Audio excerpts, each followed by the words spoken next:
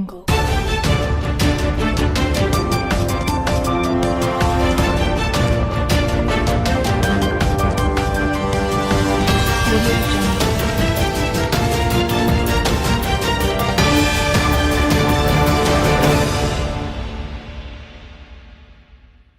we are focusing on the African Union and the debate, and actually we've had the opportunity to have in the panel Joshua Owino, the chairperson of the Bunge la Wananchi, Mwananchi Information Network from Kondele. He has been with the Secretary Geoffrey Onyango, also from Kondele, the Secretary of the Bunge la Mwananchi Network. And we have been also lucky for the first time on Brother Benson TV to tag along and also to have Beatrice Omondi, the Vice Chairperson of the UDA party Kisumu. The UDA, actually the ruling party in Kisumu County. So the question is basically, we watched the debate. The three candidates presented their credentials and the agenda for Africa. The question is, as commoners, what do we take of the debate? In your own analysis, in your own language, describe how the debate was and, what were the wins and what maybe were the losses for all the three candidates before we come to our own. I watched the debate and every other factor held constant. I want to make a statement that our own candidate, the Right Honorable Raila Odinga, did well in the debate. The other two performed fairly as per my analysis.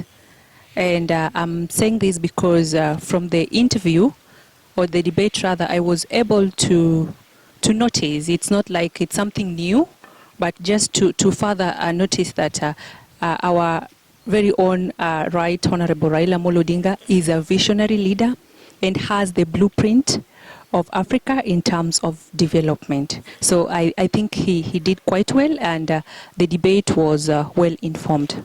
Actually, in the Kenyan language, you see the press indicating that Raila might have scored big time.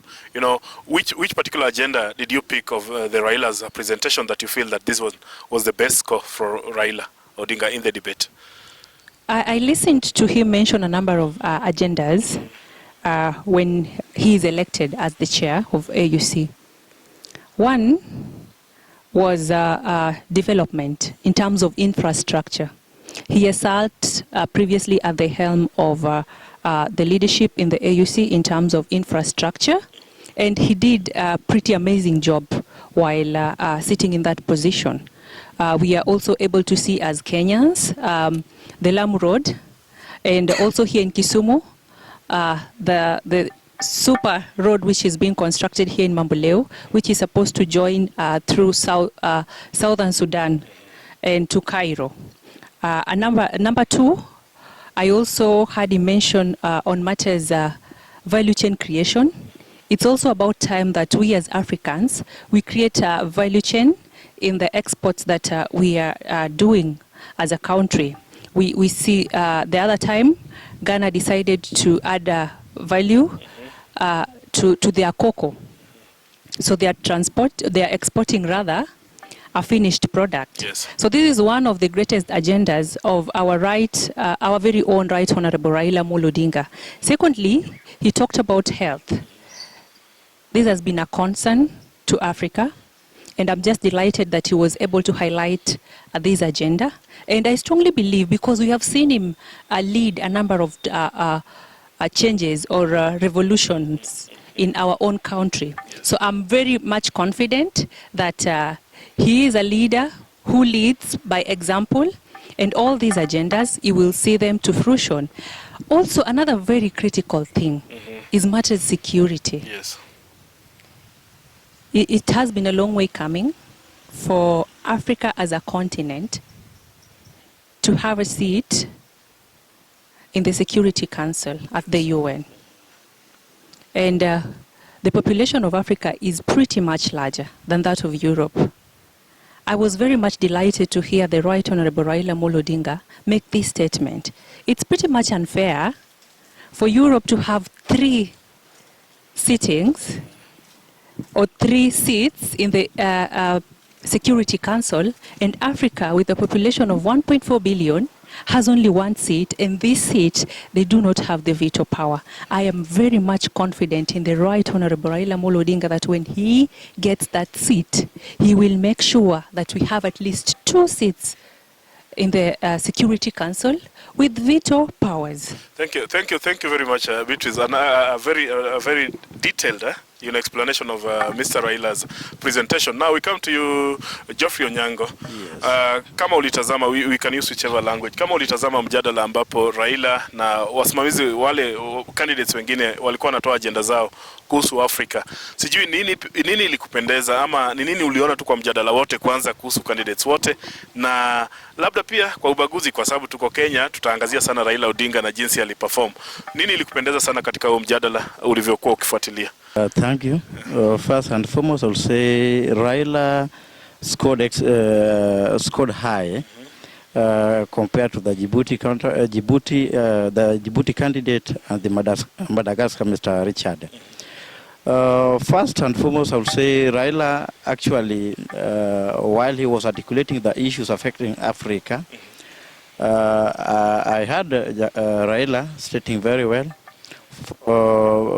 mentioning the roadmap of Africa. Yes. On how the road network, on how he would want Africa at large to be connected through roads, so that at least there are points that we don't need to go through to go through the air. We have to go through the roads at times.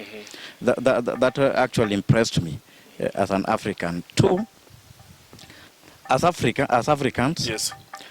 I was also very much delighted when I heard Raila mentioning the act of uniting Africa, so that as Africans we can as well also have our own currency, so that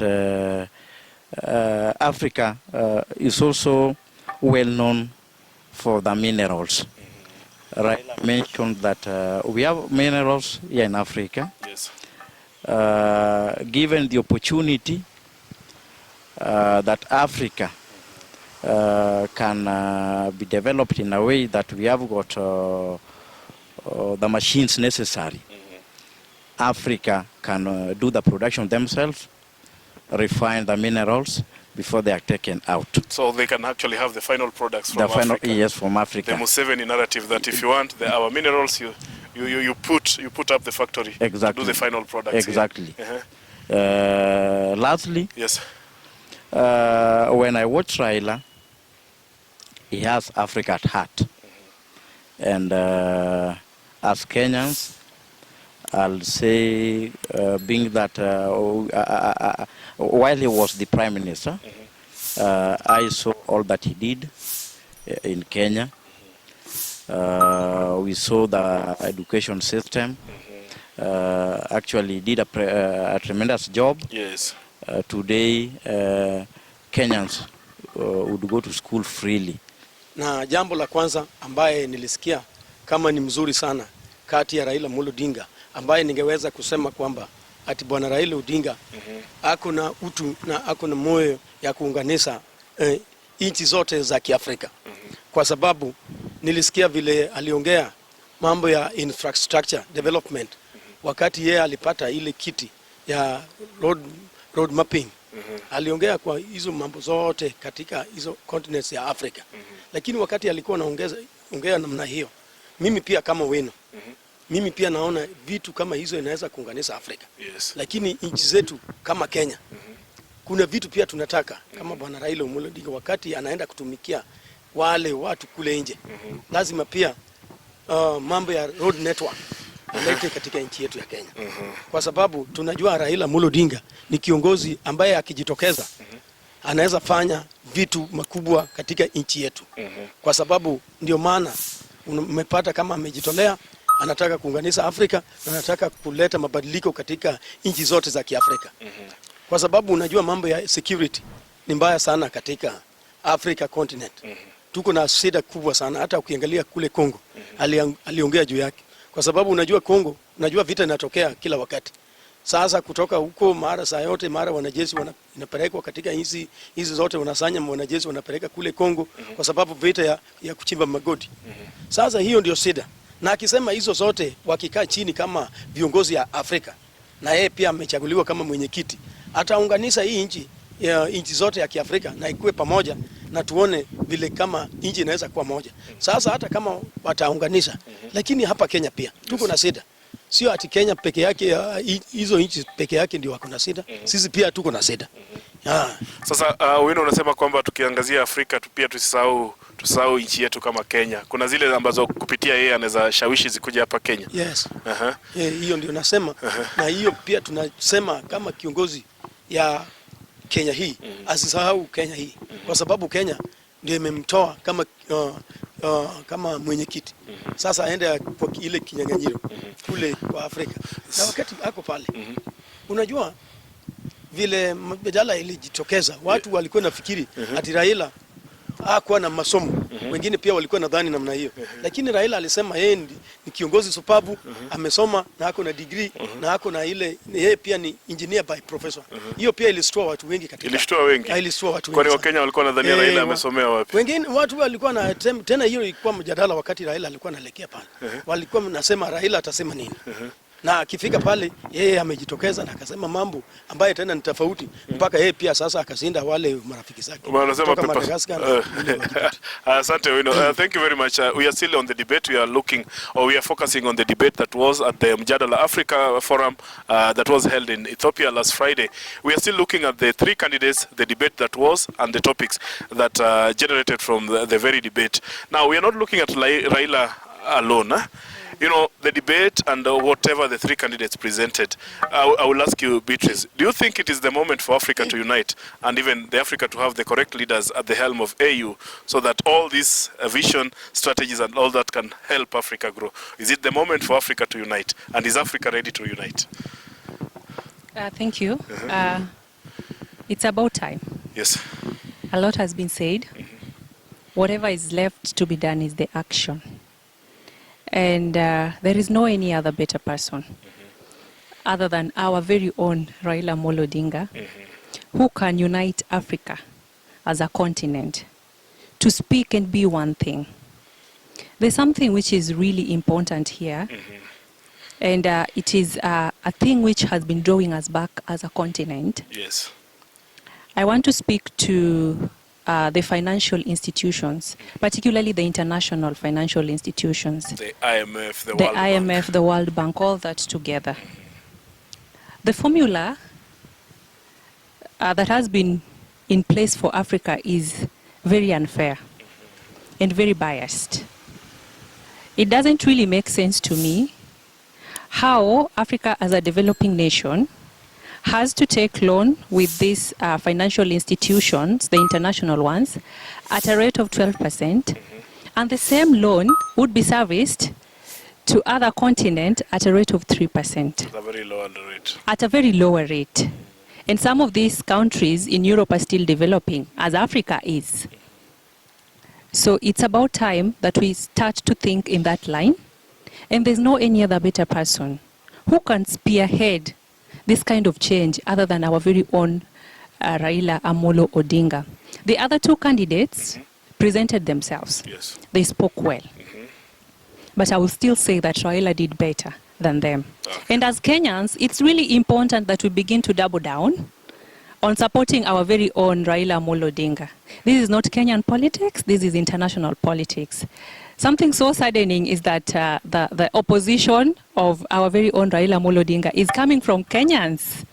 I wish we could see the kind of confidence the other African countries, or rather the African continent, have expressed towards our very own Honorable Raila Amolo Odinga. There's a lot of confidence in him, and we are very confident as a nation that he will go there. He has done a lot of revolution here. He has led a lot of it, and we are able to see and we can witness. Some of it we are still living up to now. Most importantly, we want to thank our very own President, Dr. William Ruto, for standing by our very own Raila Odinga in supporting his AU bid. I'm very confident that he's going to win this seat. Okay, thank you very much, Beatrice. You know, we're still looking at this moment. You know, Raila said that Africa is the sleeping lion.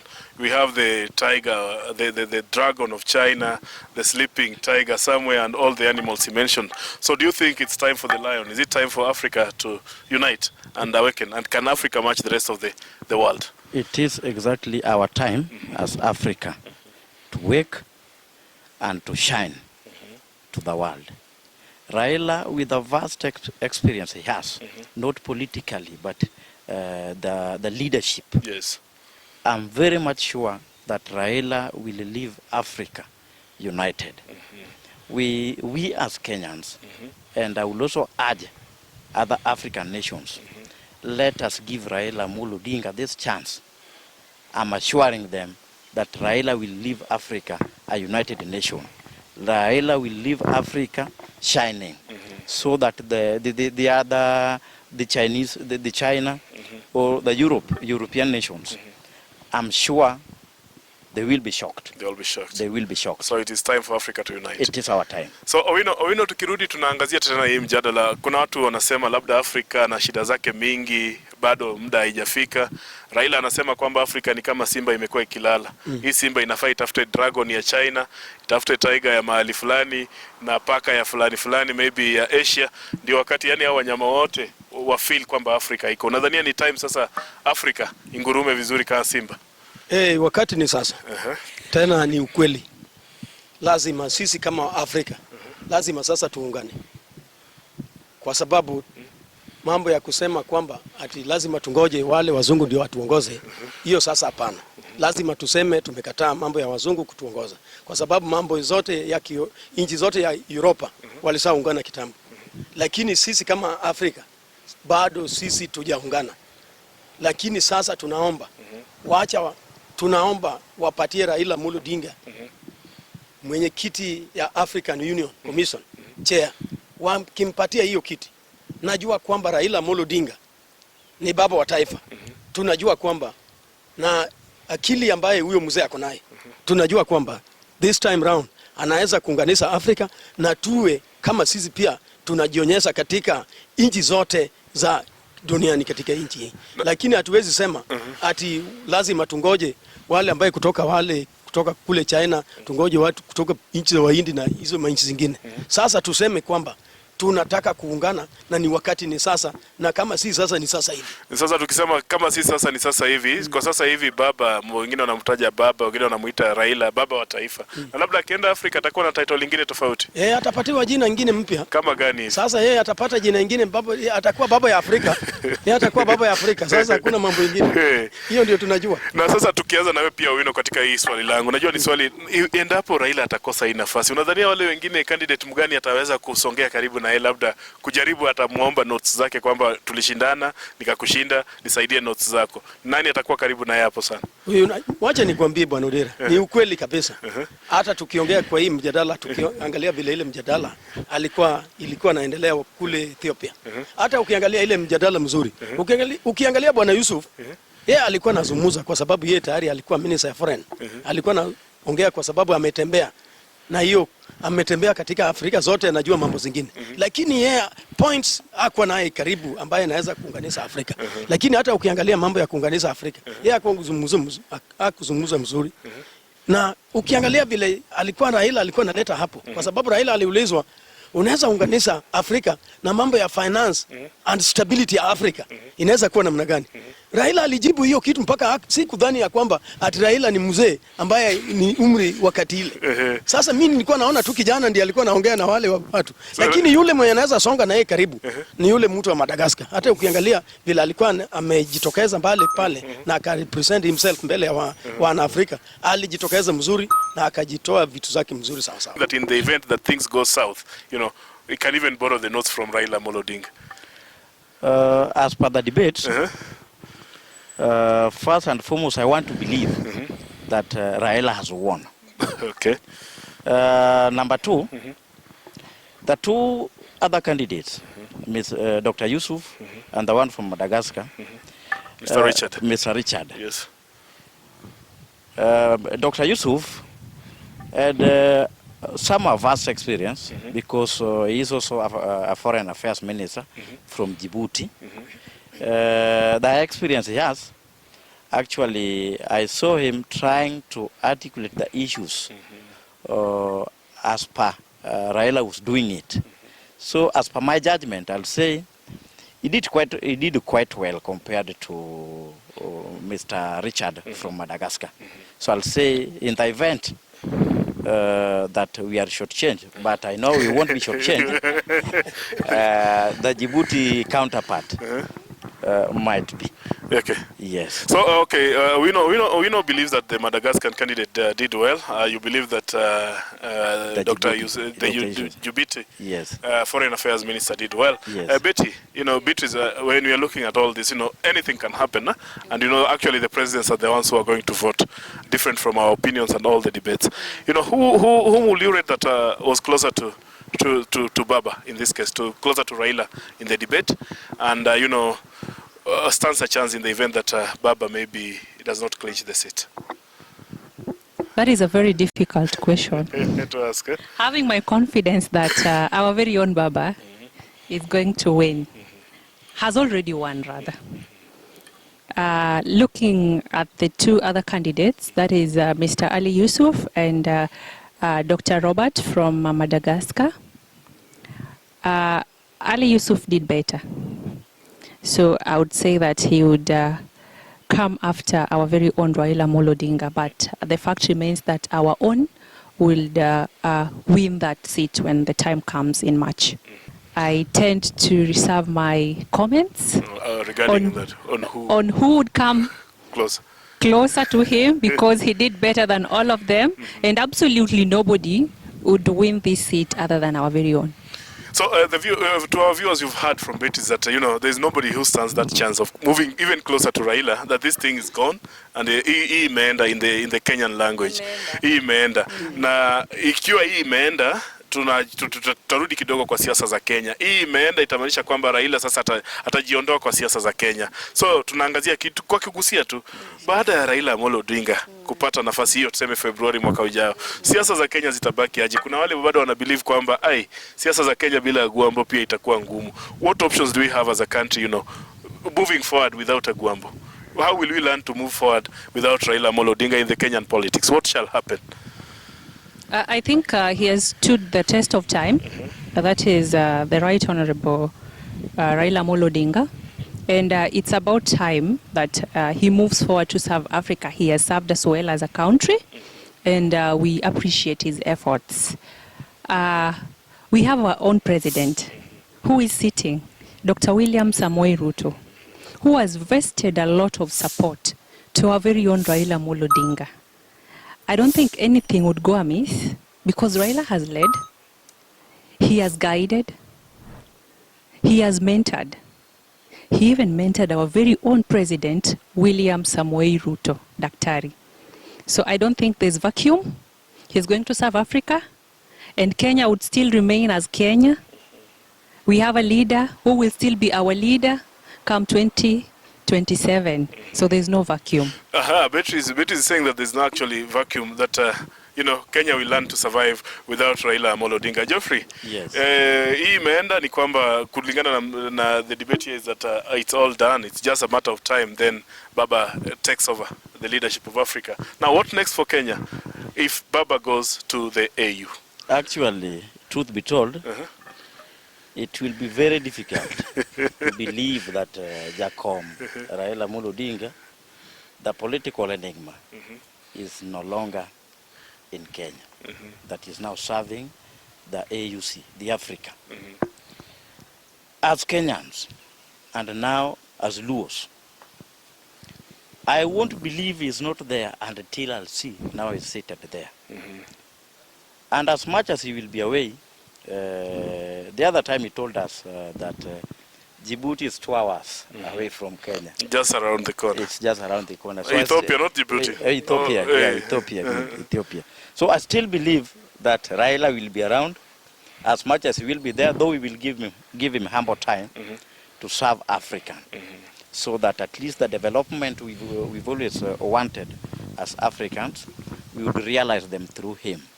though it will be very hard, but we know that as also young politicians we are coming, though fitting his shoes is that much difficult, but we will try our level best because he's still around. We will also groom us. Yes. That he will be in the AU working as the chairman, but also grooming some of the young leaders like Geoffrey down here in Kenya. Yes. Tuone Owino mnasema kwamba Februari ikifika sasa tu ni time ndio inawachelewesha. Na iwapo Agwambo sasa atakaa amechukulia hiyo kom, sasa yeye ni wa Ethiopia, yeye ni wa Afrika. Kenya itabaki namna gani Owino, tukiangalia tu kwa kifupi? Bwana Odera, kusema ukweli. Yes. Sisi tumezoea siasa. Tena sana sana Kenya hii tumezoea siasa. Yes. Hata kama tumetoka kwa uchaguzi, tumezoea siasa. Na hii siasa ambayo tumezoea sio siasa mtu mwingine, ni siasa ya baba Raila Amolo Odinga. Hiyo siasa tumezoea, mpaka mimi pia nimezoea sauti yake. Yes. Mimi naona kwamba wakati ataenda huko, ni kama sasa tunaenda kupoteza sauti ya Raila Amolo Odinga ya aya wavijana mpo, nimekuja sasa. Hiyo sauti ni kama tunaenda kupoteza. Viongozi wa Kenya ambayo wanatoka chini lazima wakubali kwamba Raila tayari anaenda kutumikia African as a whole. Sasa lazima wakubali wataanza kufanya jambo zote ambaye Raila Amolo Odinga alikuwa anafanya wakati alikuwa hapa. Kama yeye alikuwa anafanya kama upinzani.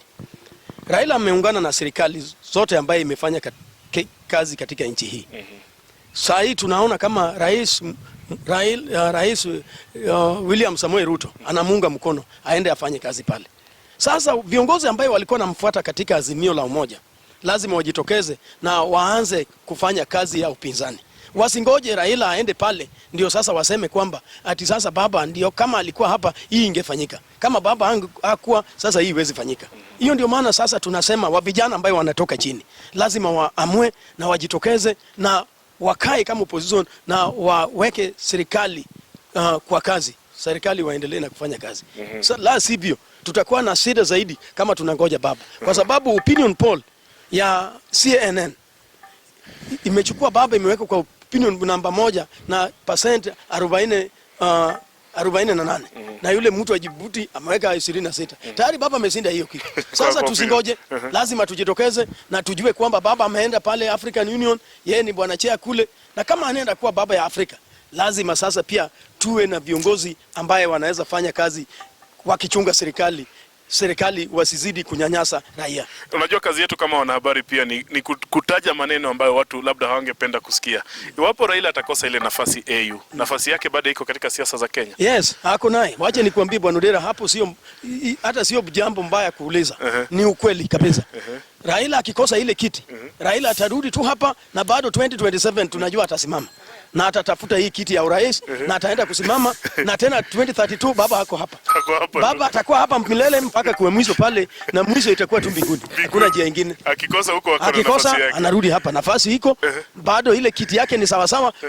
Tuliangalia wakati alipatia hii kiti bwana Profesa Anyang' Nyong'o. Alipatia hii kiti ati amepatia kama acting bwana chair ya ODM. Party leader actually acting party leader. Na sasa acting party leader. Na bado ni maziwa lala. Bwana Profesa Anyang' Nyong'o ni maziwa lala, hakuna kitu hapa. Raila bado hata akikuja hapa, watu bado wanaona tu baba. Wanaona tu baba. Akikuja kwa rally. Uliona pale Homa Bay. Ukiangalia pale Kakamega. Bado yule nafasi ambaye bado iko hapa ni ya baba. Akipata ile kiti, hawa watu sasa wakaze kamba. Geoffrey, tunaangazia tu we are just actually reliving in the event that he misses this seat. Do we have that space for Agwambo back in the Kenyan politics and even the Nyanza politics as a whole? Actually, it is an obvious thing. When he misses the AUC seat, and you heard the other time while we were doing the changes within the ODM party. Yes. Actually, I thought I would hear that now the party leader, the ODM party leader, is Professor Peter Anyang' Nyong'o. What I heard was acting party leader, meaning he is seated there, but the owner of that seat is somewhere. He will come back. One thing that I would also want to say, in the event that Raila misses the seat, then he comes back. Yes, he is our father. We can't run away from that reality. but I will also advise that going forward, Baba should nurture the young leaders coming, so that at least at one point that when he will now be back at home seated, Yes. then we don't disappoint him. Yeah, because we know we are growing old day by day. Yes. Jacom has done a lot for Kenya, and actually, I'll just say that still is going to do a lot for Africa. For Africa. Because I still believe he will win. Yes. So what I will also want, if he comes back, If he comes back. if he comes back with his bag. with this bag, we will go to bring him. If at all it's a matter of going to bring him, that You will go for him. we will go for him.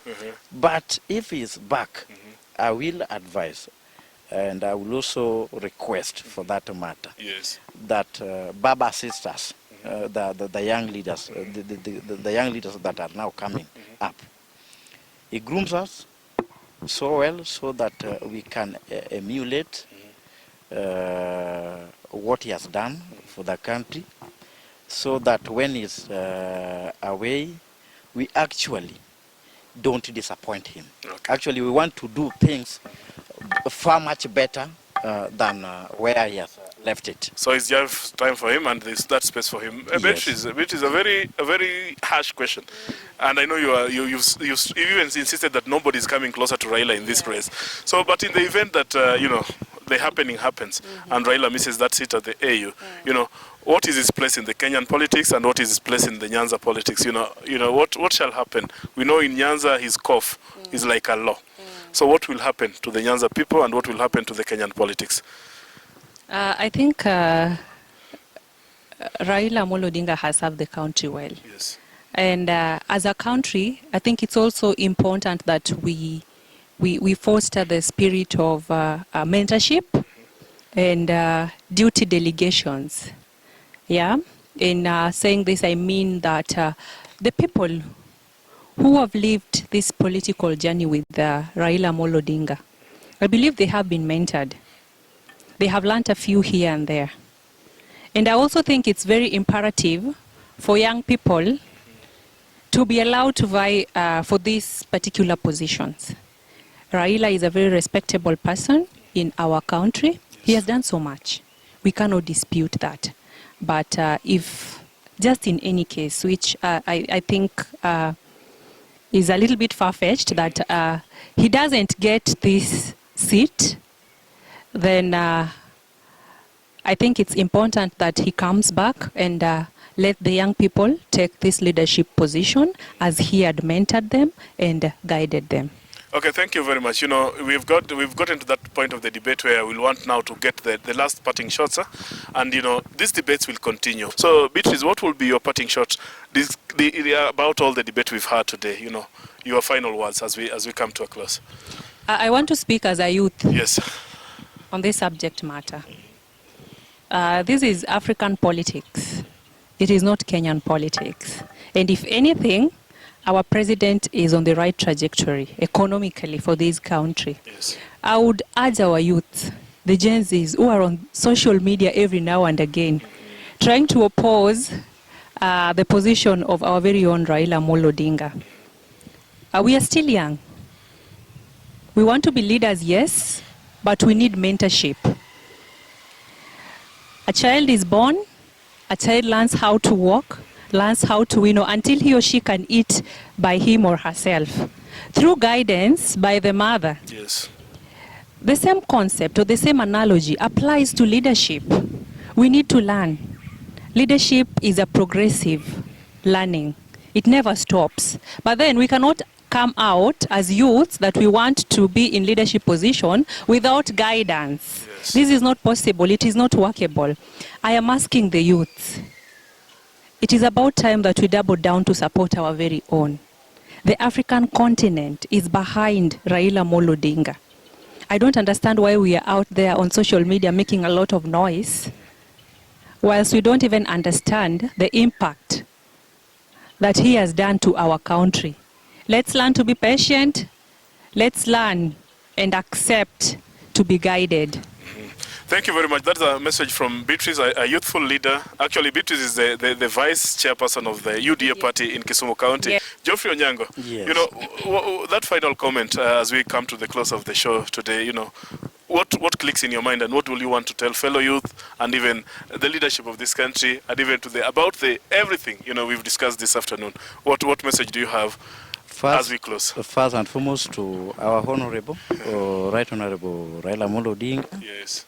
Being the longest serving president in Kenya, and the leadership, the vast leadership qualities he has, and being that he has the problems affecting Africa at fingertips, we wish him well, and I'm very much sure that he's gonna make it. To our youths, leadership is a call. Let us not parrot around calling Raila names just because of one, he assisted our president the other day when we had chaos here and there, so that the country could stabilize. He is a leader with experience. He has seen a lot more than us. When your father makes a mistake, as a young person, you don't need to cane him or to cane her if she's your mother. Actually, you need to sit down with them, ask your father or your mom, Mom, Dad, why did you have to do this? Maybe he or she might have a reason as why that one was done. So to the youths, fellow youths, let us be humble and let us seek leadership, mentorship from those who have been there before us. Okay. Yes. Thank you very much. Owino, tukimalizia, unajua tumejadili sana AU, tumejadili kidogo siasa za Kenya na Kenya itaelekea wapi labda baada na iwapo Raila atarudi. Sasa sijui message yako ya mwisho tukikamilisha ni upi kuhusiana na AU na siasa za Kenya? Ya mwisho, mimi nataka niseme ya kwamba lazima sisi kama watu wa Afrika na watu wa Kenya lazima tukubali kwamba the leadership is a collective responsibility. Wa vijana ambaye saa hii tunaita ni emergencies, ni wale ni vijana wetu kutoka nchi hii. Lazima to respect our leaders, kwa sababu hata kesho pia hao pia watakuwa kwa kiwango ambaye Raila Amolo Odinga amefikia. Tusiwe wa vijana ambaye hatuwezi kuogopa viongozi ambaye wamechaguliwa. Nimeona vitu ambaye saa hii inaendelea katika mtandao na vitu ambaye zinarushwa kwa mtandao sio vitu vizuri. Hata ukiangalia vitu ambaye wanarusha kwa rais, ukiangalia vitu ambaye wanarusha katika bwana Raila Amolo Odinga, sio jambo vizuri kwa vijana ambaye ni wale ambaye watakuwa kama viongozi wa kesho. Kwa sababu hata sisi pia tulikuwa vijana na saa hii sisi pia tunaelekea kwa uzee. Lakini wakati wa sasa lazima tukubali kwamba tusingoje Raila Amolo Odinga aende pale. Tuanze sasa kama tuna uongozi wa Kenya, na lazima tuseme jambo mbaya kwa serikali, na lazima tukubali rais afanye kazi nasi pamoja. Ikielekea mwaka 2027 wa Kenya wataenda kwa uchaguzi. Ukiona jambo mbaya sasa, we ngoja. Ikifika wakati wa uchaguzi, tutafika kwa uchaguzi na utachagua kiongozi ambaye wewe umependa. Na lazima tukubali viongozi ambaye wameteuliwa, lazima tupatie nafasi ya kufanya kazi, na lazima tuheshimu rais na viongozi ambaye amewazingira zote katika nchi hii na zote ya Kiafrika. Asante sana. So we appreciate you and keep it tuned to Brother Benson TV for more such debates. We are coming to you live from Kisumu County and see you next time.